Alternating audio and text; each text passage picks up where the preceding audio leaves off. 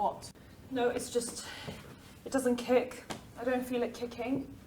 I think it might be in the wrong position. I think the cord might be around its neck. Okay. Okay, but you've had the ultrasound. Jenny, you've had... Yeah, it's not something we felt comfortable doing. But so, because it's completely safe? No, not actually. Not completely. In what way?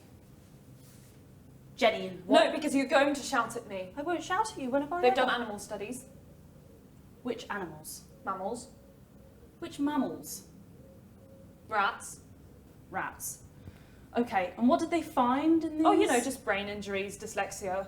How can a rat be Oh, it's dyslexic? epilepsy. Don't do that. Mental retardation, an increased incidence in left-handedness in boys. Luke is left-handed. Well, there you go. And listen to this. Jenny, we've talked about this. No, I know. Googling is Bad, I know. What but just because you have access to the information doesn't mean you're equipped to understand it. Okay, but in 2001, an ultrasound transducer placed in a woman's uterus recorded sound as loud as a train coming into a station. As loud as a train. It's safe. As loud as a fucking train! Oh my God, it's safe. It's safe. It's less dangerous than a hot bath. Yeah, I'd like to believe that, but... It doesn't matter whether you believe it. It's a fact. Says who? The doctor. And he's an expert. She's an expert. So... Yeah, well, actually, I think that what I feel as a mother might be stronger than just a fact, don't you? No.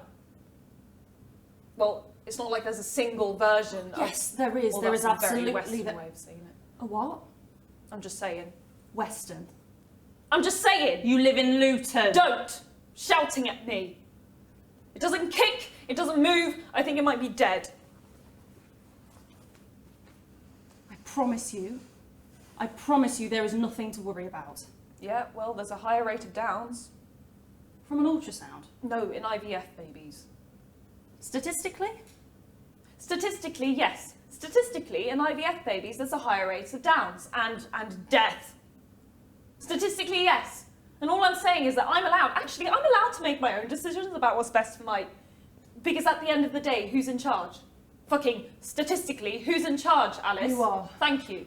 Not them, not you, me. That's all I'm... Thank you. Didn't you ever feel like this?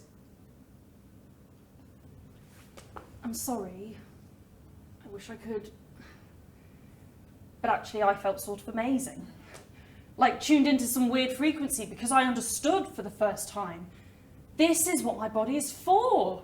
And it was like, wow. Yeah, and then your boobs got really big. And one day you sneezed, and out popped Luke, and he trotted off the bed and cut his own umbilical cord. I bet you didn't even shit yourself, did Stop you? it. You know that's not. Well, tell me then. I already told you. So, tell me again. The contraction started.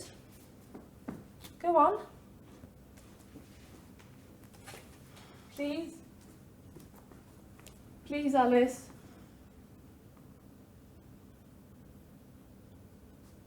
The contraction started at about 10 p.m. But which this worried you because it was too early. Yes, it was much too early. I hadn't even packed my case, so I put some things. Knickers, nightie, inhaler. Shoved them in a plastic bag and I called the ambulance. Then you get to the hospital and then... Oh no, I forgot! This is the best bit, go on!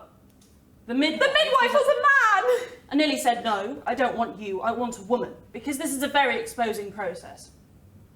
And also he was really fit, you said. Yeah, and also he was problematically good looking.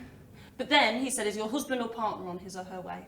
And you said, no, actually, he's in Geneva watching protons collide, because apparently that's more interesting. No, I just said no. Because Javier was a very understanding person and married with a girl of his own that he delivered in a beautiful ceremony in a Donald Duck paddling pool. And you were still on the gas on the air at this point? No, pethidine too. I was 6 centimetres. Oof. The Grand Canyon. But then his heartbeat slowed down and he said, we'll have to do a cesarean. I didn't wake up till later. I thought Luke wasn't there, so... Baby's not there. Of course you thought. I started crying. Ran out. Well, not ran. I couldn't run. Waddled. And then I found him. Go on. He was in a closed-air bassinet. That's what they called it, but... But it was an incubator. Yes. A plastic box. You could see through the sides. You couldn't touch him, could you? This has made me feel a lot better. You couldn't touch him, could you? I couldn't touch him. I had to put my hands into these gloves to touch him. His head? His head was the size of an apple. It kicked! Feel it then?